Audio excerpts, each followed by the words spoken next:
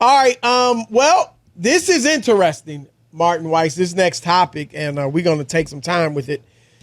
Some of you may know, some of you may not, but a woman named Halima Nash claims that when she was once on the campus of Duke University, that J.J. Redick called her the N-word. Here's what she tweeted this morning. I've only been called the N-word to my face by a white man once in my life, and it was on the campus of Duke University while I was doing work with the basketball team. And today, he was named the new head coach of the Los Angeles Lakers. What a world. She obviously is talking about J.J. Redick. And J.J. Redick's camp, Martin, just within the last hour, told TMZ.com that there is no truth to her story. The headline reads, J.J. Redick denies calling woman N-word. Now, TMZ reached out to J.J.'s camp, and here's what they were told. It's a direct quote in the story. It reads, no, it never happened. That's it. It was short and sweet. The way TMZ described it, they said, we reached out to Redick's camp for a response to the claim, and they completely shut it down. Now, I did a little digging. I did not talk to this woman, but I did do some digging. I was, as Rob G knows, I was trying to get her on the show because I do want to kind of, this is obviously a huge claim, and want to get her on the show to talk about it, verify if it's true and her account wasn't hacked and things like that. From what I understand, she does not want to do any media. We'll see if she keeps that going. But and from what I understand, Martin, she was surprised at how this thing kind of snowballed. And the reason we didn't even lead the show with it was because we just wanted to kind of make sure this thing, that was really accurate before we dealt with it. But now J.J. Redick's camp answers it, and they deny it. And here's what I'll say to that, Martin. And I don't know if Halima Nash will come out and speak to it. But what I will say is that J.J. Redick better not be lying, or whoever spoke for him better not be lying. Yeah. Because it'd be bad enough if you did it. But you can, it was, if it had happened, I will say that because he's denied it. It would have been 20 years ago, something like that. You could, maybe survive that. I think there's a path to reconciliation. Right. That was so long ago. Obviously, he's developed good relationships with African Americans. Now, the one thing is not like he didn't know any African Americans at Duke, not like he hadn't been playing with black players much of his life, as a top great high school and college player. But I agree with you that, it was 20 years ago. If it wasn't a pattern and something your behavior at Duke and after that would have to line up with somebody that is not racist and somebody who was remorseful if indeed they did that. And you could perhaps survive it. The one thing that would possibly nail him if he had done it and apologized for it, Martin, would be if players just weren't feeling you because of it. And obviously you need black players. And if they weren't feeling you, how they reacted to you would be an issue or could be an issue. But if it comes out and look, you got two people making claims. I don't know who's right or who's telling the truth, but I'm just saying JJ better not be lying. Because if it comes out, like I said, it would have been bad enough, but then you deny it, that very well might cost him his job if it comes out that this was actually true. So I don't know if they were one-on-one, if it was people or whatever. If indeed, again, he says it didn't happen or his people say it didn't happen.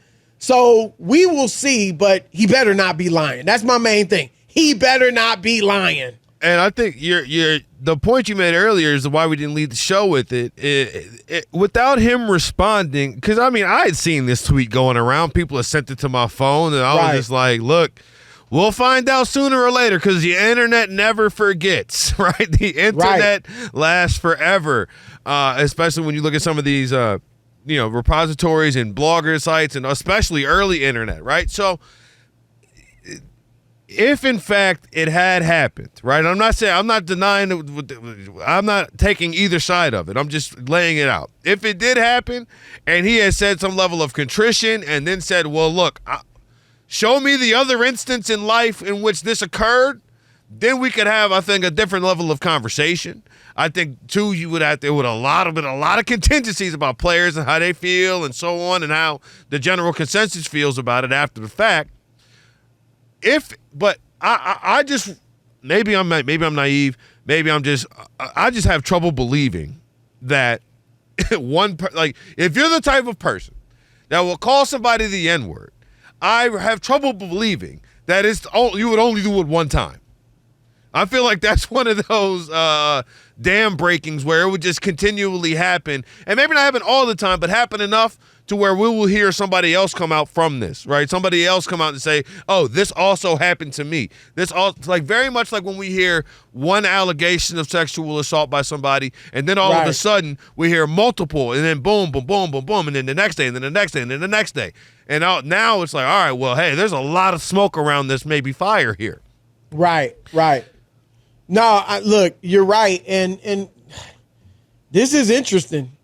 And also the last thing, when they acknowledge that it never happened, I think, if in fact it never did, like, I probably would have just left this alone. Are you saying, well, that it would have been, and we don't know, Martin, would media have jumped on this? Because I was surprised it wasn't trending. Like you said, I received, people sent it to me as well, and it wasn't trending, somewhat surprisingly, because it got, and I'm about to look up the number now, Rob G, you may have it, that it got something like 10 million.